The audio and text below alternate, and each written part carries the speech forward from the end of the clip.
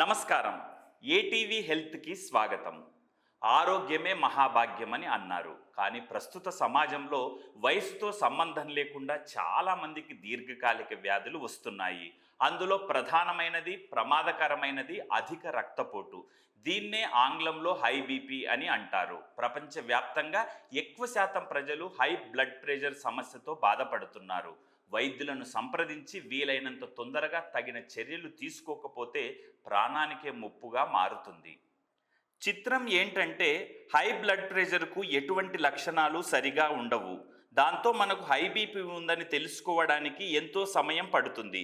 కాకపోతే కొంతమంది high blood pressure వచ్చినప్పుడు తలనొప్పి, ఊపిరి తీసుకోవడానికి ఇబ్బంది కలగడం వంటివి కనబడతాయి అని అంటుంటారు. ఒకసారి హై బీపీ సమస్య వచ్చిందంటే దాని ప్రభావం దీర్ఘకాలికంగా ఉంటుంది. సరైన సమయంలో సరైన చికిత్స తీసుకుంటే బ్లడ్ ప్రెషర్ కంట్రోల్లో ఉంటుంది. ఒకవేళ దీర్ఘకాలికంగా బ్లడ్ ప్రెషర్ ఎక్కువగా ఉంటే గుండెకు సంబంధించిన జబ్బులను కూడా ఎదుర్కోవాల్సి ఉంటుంది.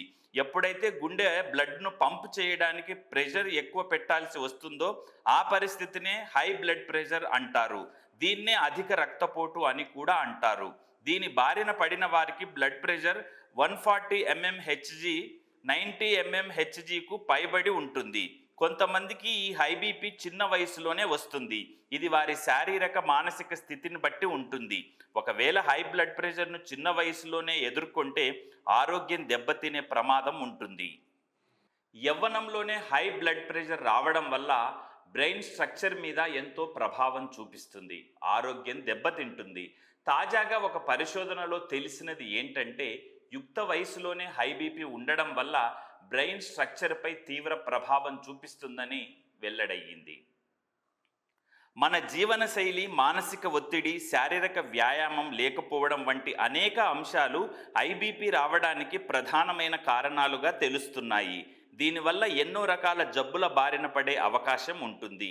హై బీపీ శరీరంలోని గుండె, మూత్రపిండాలు, లివర్, బ్రెయిన్ వంటి వాటిపై తీవ్ర ప్రభావాన్ని చూపించే అవకాశం ఉంటుంది. ఆకుకూరలతో బీపీ బాగా కంట్రోల్ అవుతుందని వైద్యులు చెబుతుంటారు. ముఖ్యంగా పాలకూర, ఆకుపచ్చని కూరగాయలు, అవకాడో, బీన్స్, క్యాబేజీ వంటి వాటిని ఆహారంగా తీసుకుంటే మంచి ఫలితాలు ఉంటాయని చెబుతున్నారు. పొటాషియం ఎక్కువగా ఉండే ఆహారం తీసుకోవడం రక్తపోటును తగ్గించడానికి ఎంతగానో దోహదపడుతుందని అంటున్నారు.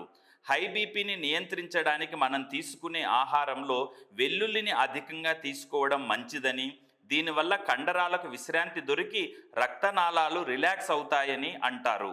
బ్లడ్ ప్రెషర్ను తగ్గించడంలో అవిసె గింజలు ఎంతగానో ఉపయోగపడతాయని చెబుతున్నారు.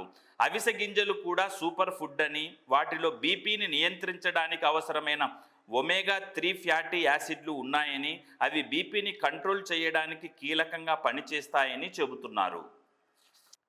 రక్తపోటును నియంత్రణ చేయడంలో అరటి పండ్లు కీలకంగా పనిచేస్తాయని కూడా వైద్యులు చెబుతున్నారు.